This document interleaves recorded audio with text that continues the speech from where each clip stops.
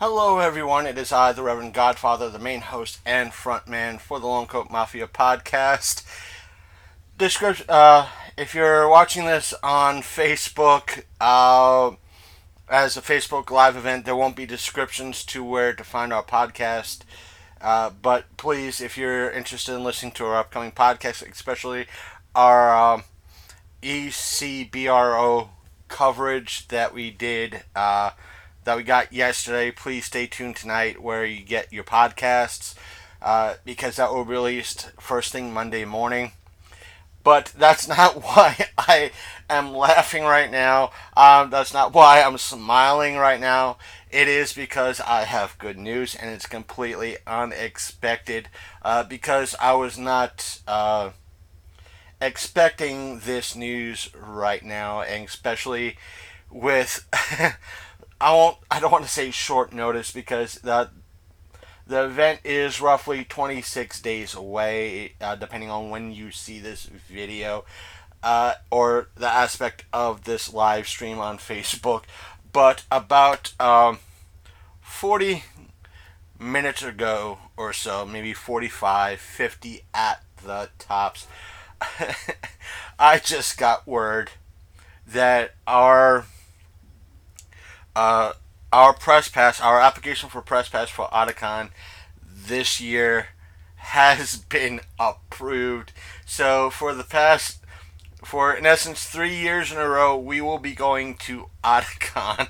Uh, Apparently, we've been doing such a good job, or a decent enough job, of covering this event, this major event. For those who don't know and watching us for the first time, Otakon is one of the biggest anime conventions in the country.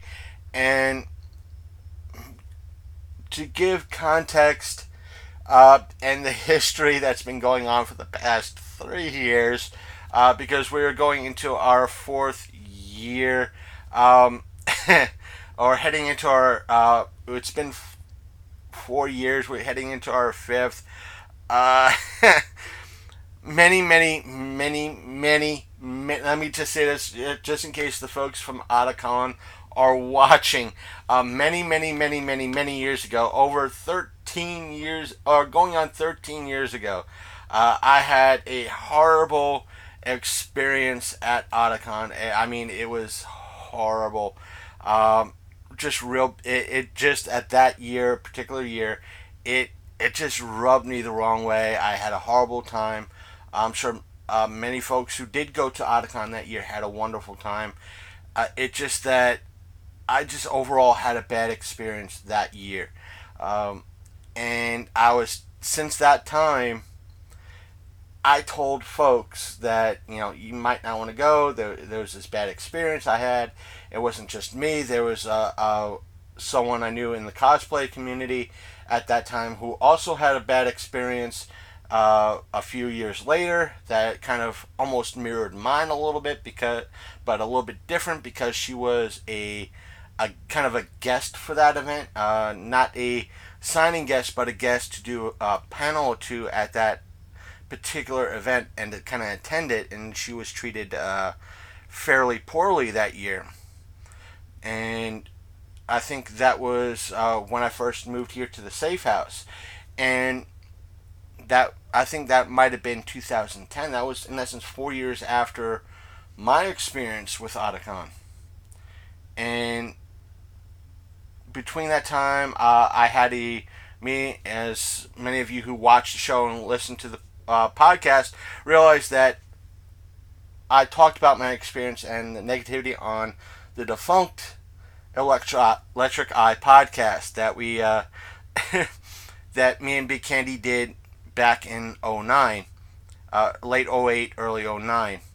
And the thing is, when we started this program almost 4 years ago, back in 2015, one of the things that we wanted to do was cover conventions, both on the small scale and the large scale. And thanks to Matt Burns helping us cut our teeth, special thanks to him, and folks like those at the Roundhouse, and Daniel Benoit with recently with the ECBRO's second annual Bigfoot convention.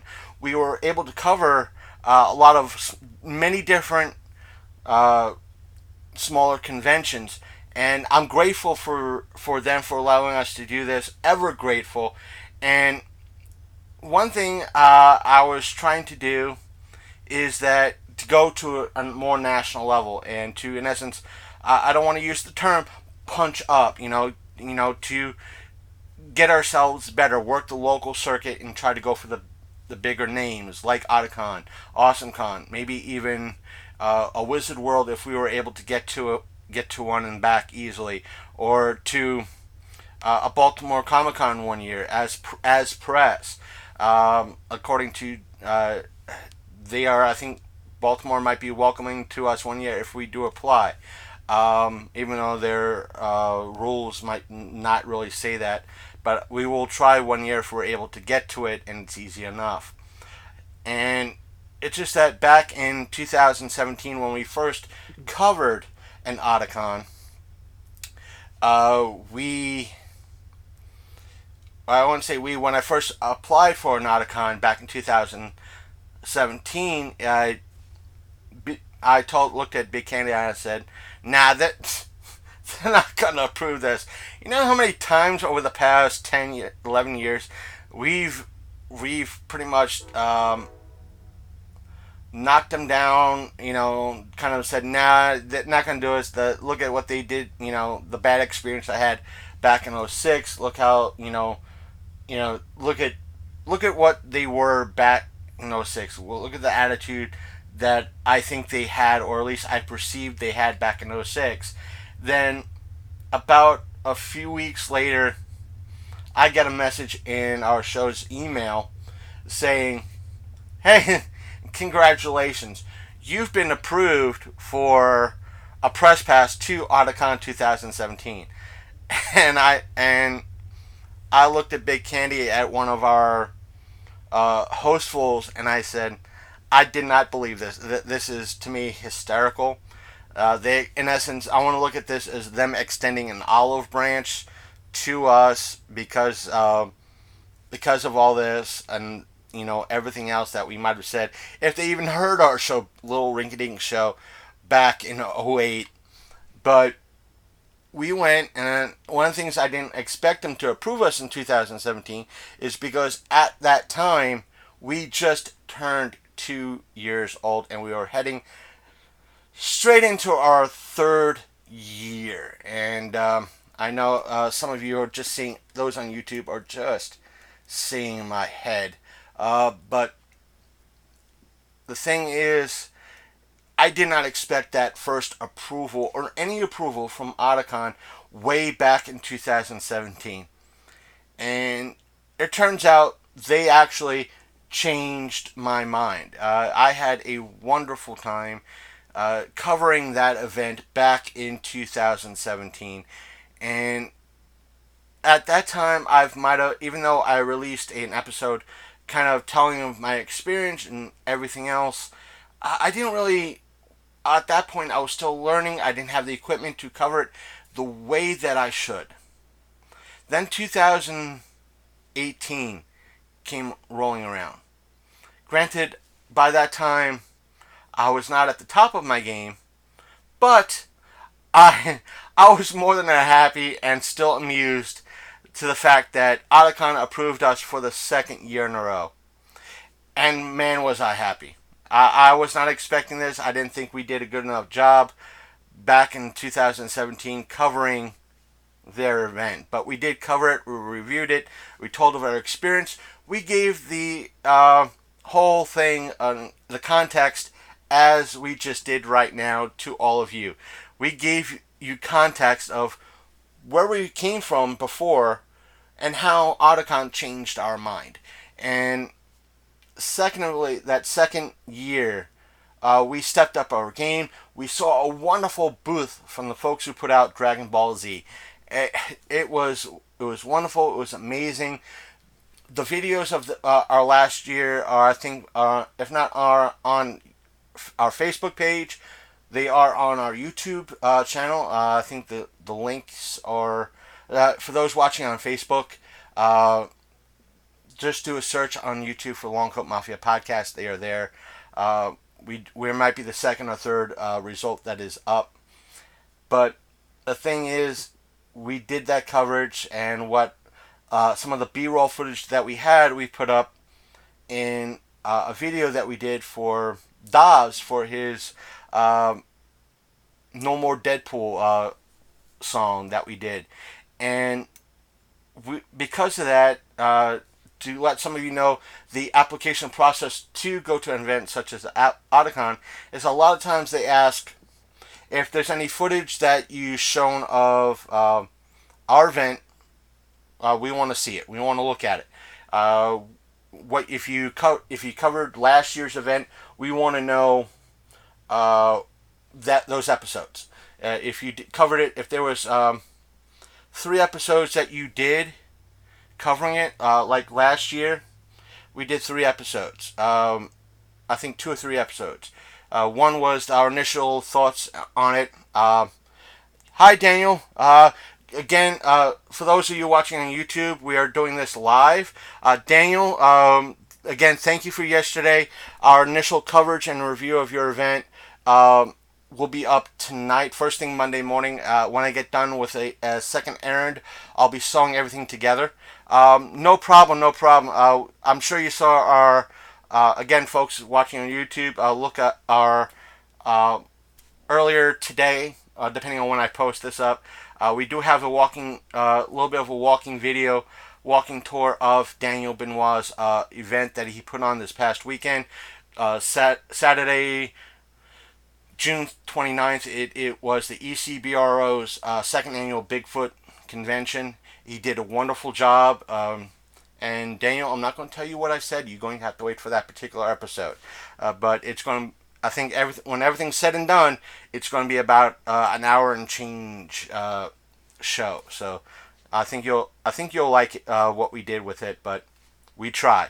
But with Otakon, what goes into, sometimes we're approached by someone like Daniel Benoit saying, "Hey, would you like to cover our event?" But with a bigger show, we have to apply. And as I said, one of the things they asked is if you covered us last year, we want to see those links. If you're a podcast, we want the audio. If you did any video coverage, we want the video links if they're posted up on YouTube. That's why we have, one of the reasons why we have a YouTube channel is because at times, even though it brings extra viewers out there to see our content and gives all of you out there an extra chance to see what we do. But at times, with YouTube, it allows us to, on our end, easily share videos to bigger events.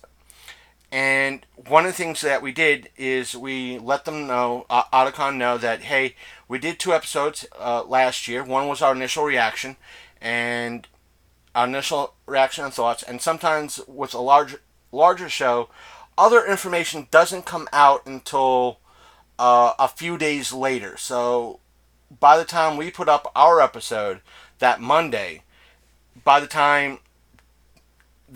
soon as it drops, we're getting information of how many people went, what happened, people's reactions, and everything else. And what I tend to do is, like last year, I put out a second episode a week later, kind of saying, okay, here's the good, the bad, and possibly the uglier side, that what other people are talking about, and whether or not those folks are right or wrong.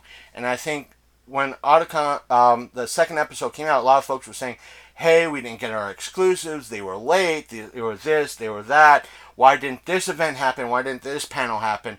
And me being now on both sides of the table, and knowing folks like Daniel Benoit, Matt Burns, and kind of understanding what happens on the other side and the promoter side of things, that we are privileged to. We don't give exact information, but we kind of understand what happens, and we try to not only do we go over the numbers of what, let's say, Otakon says, hey, we had 60,000 people show up on our, you know, buy tickets at the door. So that's what we tell them. Hey, we got news that 60,000 people showed up, and again, it was a great event. We love, we had a good time, but we saw all these concerns in regards to exclusives, panel cancellations, and things jostled around, and we try to explain why that happens and what whether or not we can. We're not really making excuses for Otacon because we're not paid by Otacon, but we try to say, hey, this is why they might do what they did, and we we I don't know if that was a deciding factor. It's like, hey, we're siding with them, but I'm happy that they said this year that we're allowed to do this. And I'm happy that we're doing a third year because I think this past weekend I turned to my co host Big Kenny and said, I don't think uh, in any way, shape, or form Otacon is going to approve us for a third year in a row.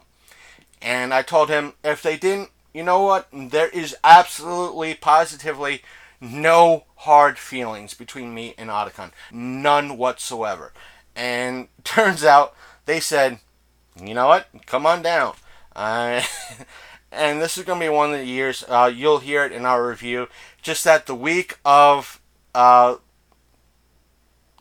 be covering Otacon July 26th, then the 27th, good chance, we'll be set up at the Four State Punk Rock Flea Market here in Martinsburg. So when the 28th happens, we will be freaking exhausted. Covering these events, letting you all know what our experiences were at both, probably giving you all everything from walkthroughs, not just the Otacon walkthrough, probably the flea market walkthrough, interviews, videos. We will have a crap ton of stuff to give all of you in the next few weeks. It is disgusting. And again, special thanks to Daniel Benoit for letting us be at the ECBRO's second annual Bigfoot Con. All of you out there will be having a load of stuff out there for you guys and gals to listen to. So stick around to where you catch podcasts. And those of you on YouTube, yes, those podcasts more than likely will be placed here on YouTube as well. So thank all of you. And I am going to head on out to cover one last errand. Then I'm going to come back here, and as YouTube is playing, my favorite channels that I subscribe to, if they're still functioning, depending on how YouTube does things, we will be sewing together this week's episode, providing intros to who's who and everything else. So thank all of you. Again, I am out. Let me stop this.